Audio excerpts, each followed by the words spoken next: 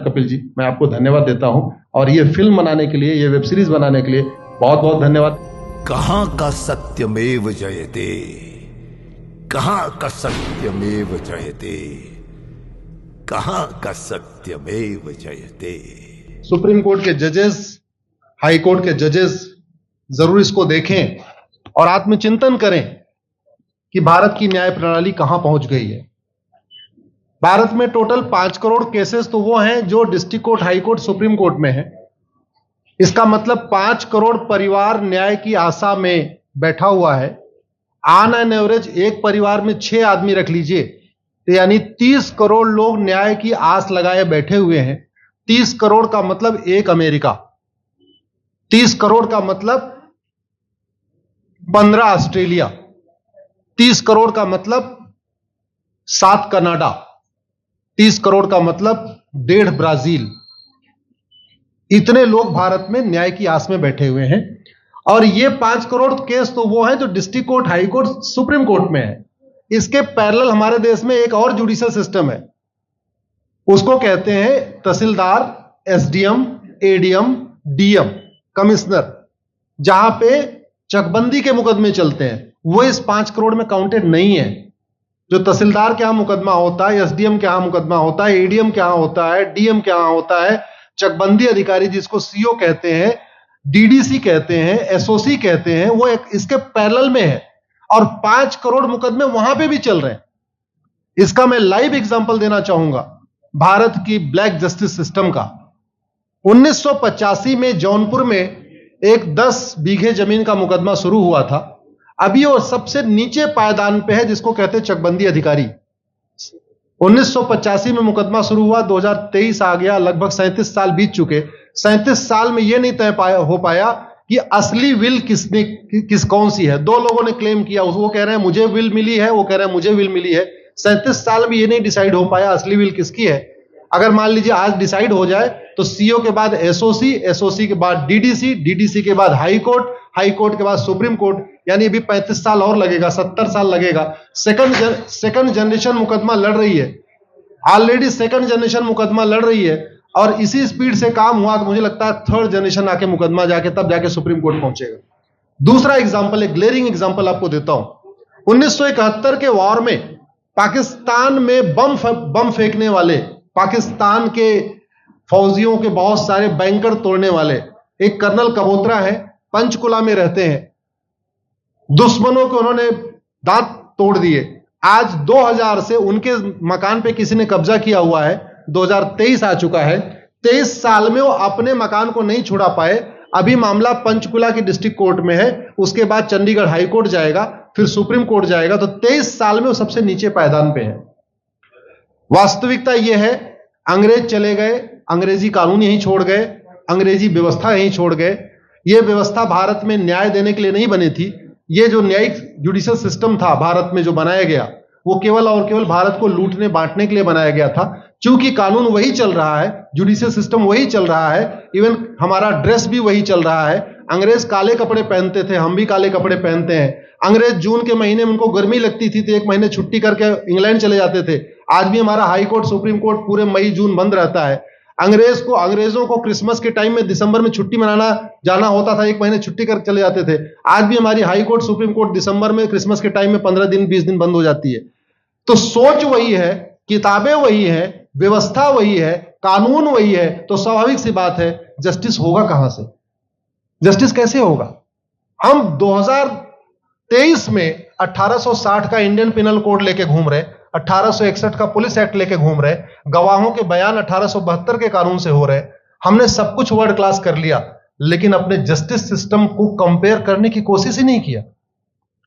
जितने में एक एयरपोर्ट बनता है, एक एयरपोर्ट बनाने में 25,000 करोड़ की लागत आती है। अगर हमारी सरकारों ने एक एयरपोर्ट की कीमत जुडिशियल सिस्टम पे खर्च कर दिया होता तो हमारी न्यायिक व्यवस्था अच्छी हो गई होती। आज घटिया, चूंकि अकाउंटेबिलिटी नहीं है, जुडिशियल सिस्टम में कोई अकाउंटेबिलिटी नहीं है। किसी के साथ न्याय हो जाए, अन्याय हो जाए, कोई फर्क नहीं पड़ता। निर्दोष को जेल हो जाए, जज की कोई अकाउंटेबिलिटी नहीं। दोषी को बेल हो जाए, जज की कोई अकाउंटेबिलिटी नहीं। लाख लोग जेल में सड़ रहे हैं, लाखों धोखेबाज भ्रष्टाचारी बाहर घूम रहे हैं, मूल कारण है ब्लैक जस्टिस सिस्टम। आपने बहुत अच्छा आपने इस पे वेब सीरीज बनाया है, और इस देश में world class airport, world class highway, world class shopping mall, सब कुछ वर्ल्ड क्लास बना लिया। इनफैक्ट अपना मोबाइल का डेटा सुरक्षित रखने के लिए हमारे सांसद, विधायक, जज आईफोन भी यूज करते हैं। अमेरिका का आईफोन यूज करते हैं हमारा डेटा सुरक्षित हो जाए, लेकिन भारत सुरक्षित हो जाए उसके लिए यह नहीं देखते कि जापान में कौन सा कानून है, अमेरिका में कौन सा कानून है, सिंगापुर में क्या अच्छा चल रहा है। कनाडा में रेंट का मामला एक डेट में खत्म होता है। सिंगापुर में अभी कुछ दिन पहले एक व्यक्ति के पास 900 ग्राम गांजा पाया गया, उसको फांसी हुई है। दोबारा वहां ड्रग स्मगलिंग होगी क्या? तो भारत में चाहे वो ड्रग स्मगलिंग है, माफिया राज है, ह्यूमन ट्रैफिकिंग है, इन सब के लिए हमारा जस्टिस सिस्टम जिम्मेदार है। कोई भी अपराध होता है उसमें दो पक्ष होता है, एक पीड़ित, एक अपराध करने वाला। जो पीड़ित होता है वो चाहता है जल्दी उसको न्याय मिल जाए, अपराध करने वाला चाहता है मुकदमा लंबा चले। भारत का न्यायिक सिस्टम अपराध करने वाले के साथ खड़ा है। बलात्कारी चाहता है उसका मुकदमा 30 साल चले, और मुकदमा 30 साल चलता है। भू माफिया चाहता है कि गरीब की जमीन पे कब्जा कर ले, उसका मुकदमा 50 साल चले, और आज की डेट में मुकदमा 50 साल चल रहा है। इसका मतलब वर्तमान न्यायिक सिस्टम बलात्कारी के पक्ष में है, भू माफिया के पक्ष में है, ड्रग स्मगलर के पक्ष में है, ह्यूमन ट्रैफिकर के पक्ष में है, नक्सलियों के पक्ष में है, माओवादियों के पक्ष में है, जो लोग देश विरोधी काम कर रहे हैं उनके पक्ष में है। 40 साल 50 साल के बाद किसी व्यक्ति ने मिलावट करके लोगों का स्वास्थ्य खराब कर दिया, उसको 50 साल के बाद सजा हो रही है। इस बीच उसने कम से कम पता नहीं कितने लोगों का और भी कर दिया।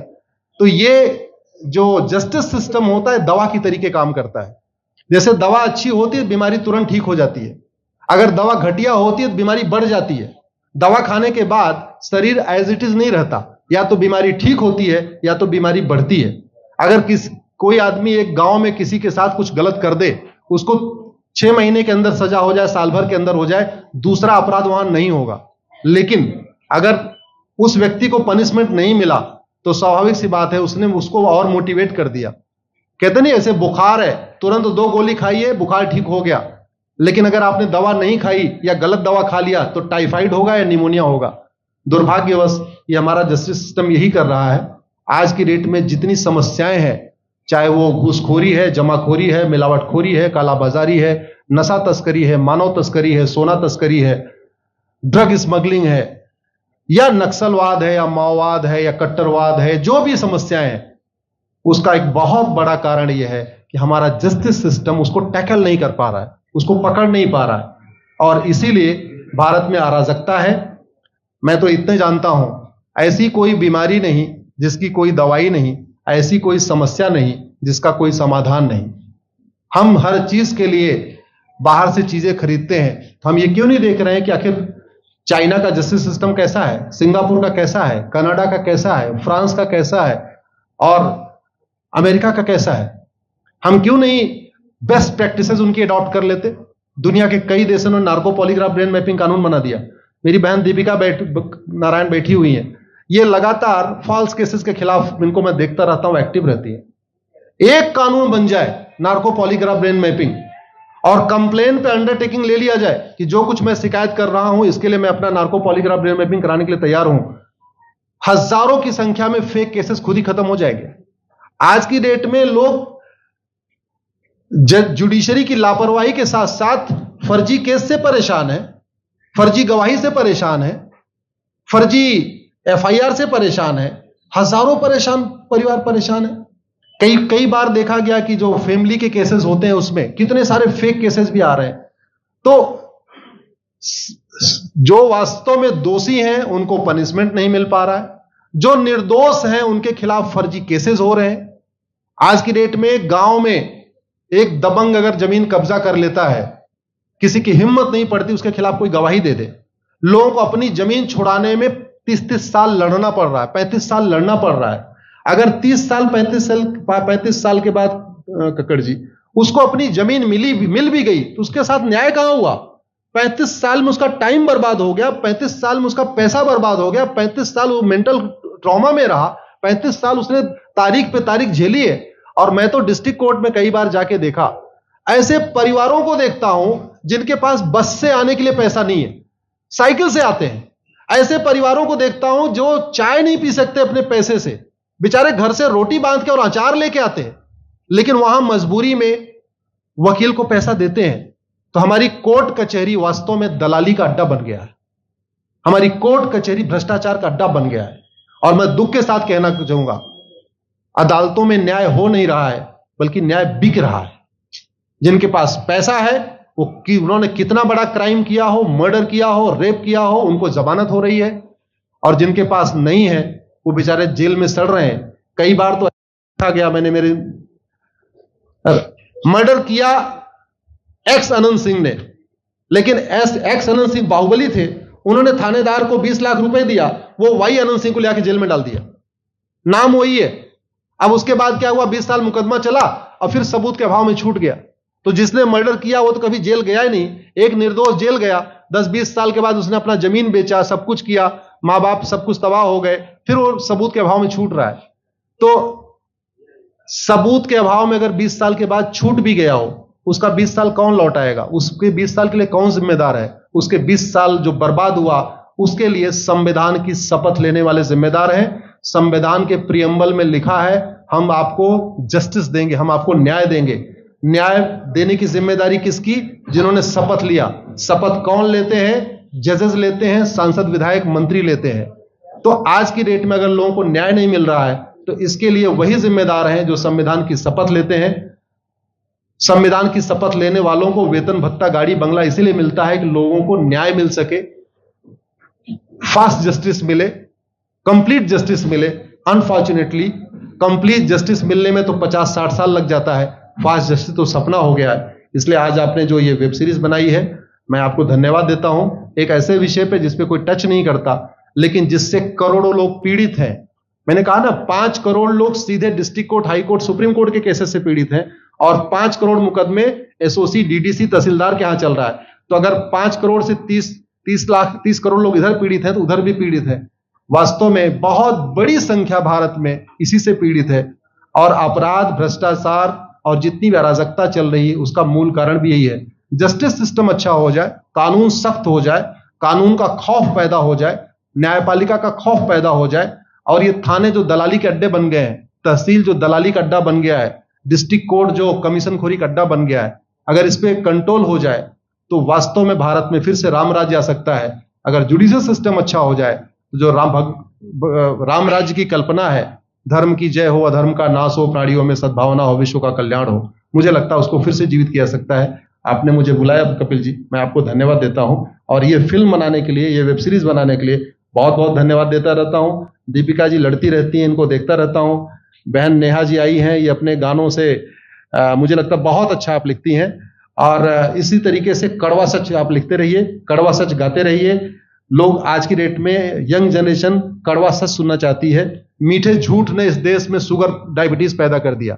भारत केवल लोग डायबिटीज से नहीं पीड़ित हैं, बल्कि हमारी व्यवस्था को डायबिटीज हो चुका है। और उस डायबिटीज को दूर करने के लिए नेहा राठौर जैसी बहनें जो सही बात कह रही हैं, दीपिका जी सही बात कह रही हैं, आप लोग जो है बहुत अच्छा काम कर रहे हैं। और आपने, कक्कड़ साहब, आपने बनाया वेब सीरीज, आपको विशेष आभार, धन्यवाद देता हूं। यही निवेदन करता हूं, इस वेब सीरीज को ज्यादा से ज्यादा देखें। और खास तौर पे अगर आपके जानने वाले कोई जज हैं, कोई आईएएस हैं, कोई आईपीएस हैं, मंत्री, सांसद, विधायक हैं, उनको भी एक बार फोन करके, व्हाट्सएप करके एक बार कहिए कि वो भी इसको जरूर देखें। क्योंकि अल्टीमेटली न्यायिक व्यवस्था बदलने की जिम्मेदारी उन्हीं की है जिनको वेतन, भत्ता, गाड़ी, बंगला, free air ticket, free rail ticket और वीआईपी व्यवस्था मिलती है। ये व्यवस्था उन्हीं को बदलनी है। जय हिंद, धन्यवाद।